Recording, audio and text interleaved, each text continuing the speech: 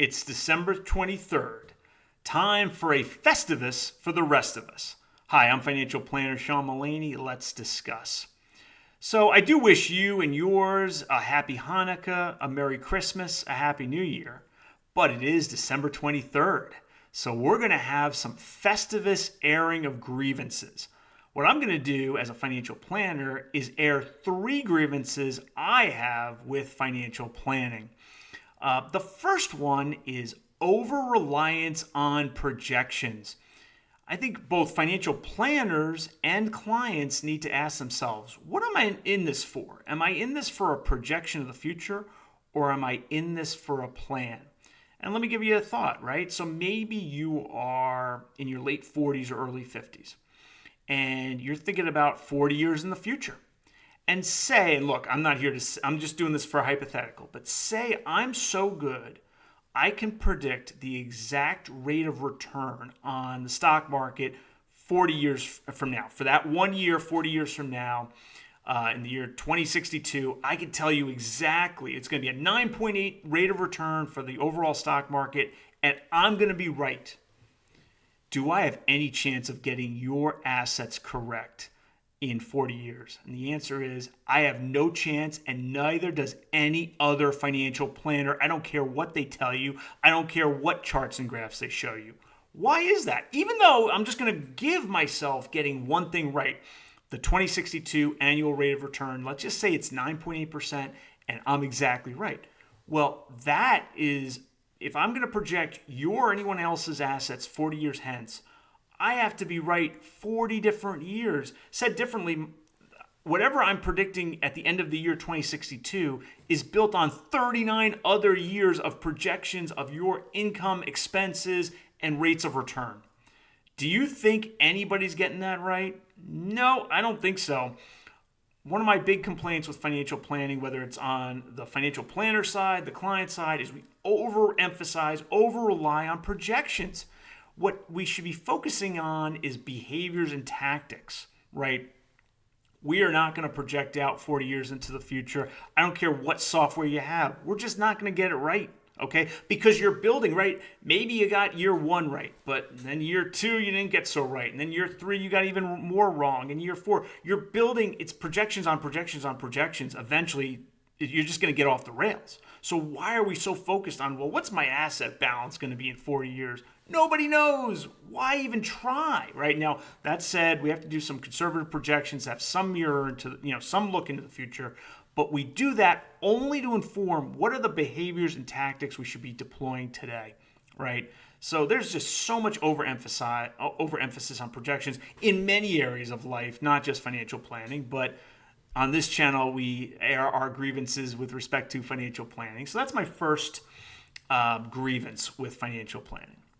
Second grievance with financial planning, and this tends to be a little bit more on the client side, no offense clients or potential clients, but is looking for shiny objects, right? So, oh, look at this, CNBC or Twitter or the local newspaper, whatever it is, has this new financial product, this new innovation, this new thing about safe withdrawal rate, whatever it is, new shiny object. I would say one of the main goals of financial planning is this.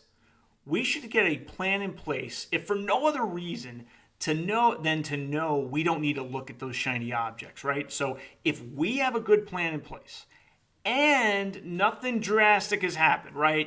If everything in our life changes, yes, then maybe we have to look for shiny objects. But for most people who get a good financial plan in place, whether it's DIY or with a financial planner, most of the time things don't change that much. So if you've got a good plan in place and you're successful, right? You're meeting your financial goals, you've got sufficient assets, income, whatever to meet your expenses, well, okay, great. If a shiny object comes along, you could just say, well, that's for somebody else. I don't need that shiny object. I'm successful already. So I don't even have to pay attention to it. So I think that's something too many people do is they say, ooh, I just saw this new thing on Twitter, or I saw this thing on CNBC. I should be investing in this. Well, wait a minute. Do you have a plan in place? Yeah, I do. Are you successful today, and are you most likely going to be successful in the future just with that plan? Yeah. Well, then why are we taking an additional step, right? if we've already won the Super Bowl, why are we going to practice on Monday morning, right? If we win the Super Bowl on Sunday, Monday we just say, okay, we're good. We don't need to look for new things. All right, that's my second grievance. And then my third grievance deals with something that's been in the news lately, is for retirement savings, we over-rely as Americans on employer plans. Here's the thing. Your employer is never retiring. You are. Why does your employer get to control your largest retirement account in most cases, right? Both culturally as a country and then in terms of the laws from Congress, we should be moving towards putting more power and more emphasis and more contributions into individual traditional IRAs and individual Roth IRAs, right? Your employer's never retiring. Why do they have a retirement plan, right?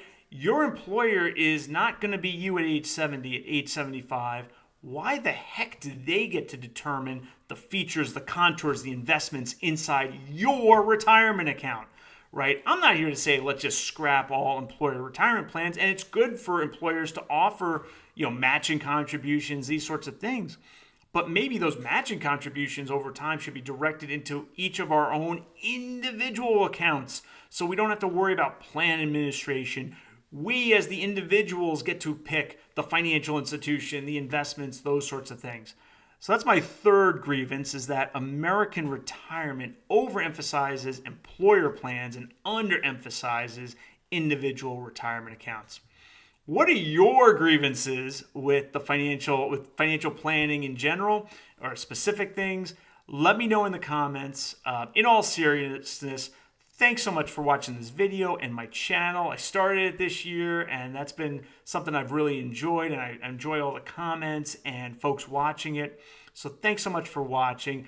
And again, I wish you a happy Hanukkah, a Merry Christmas, and a blessed and happy 2023. See you soon.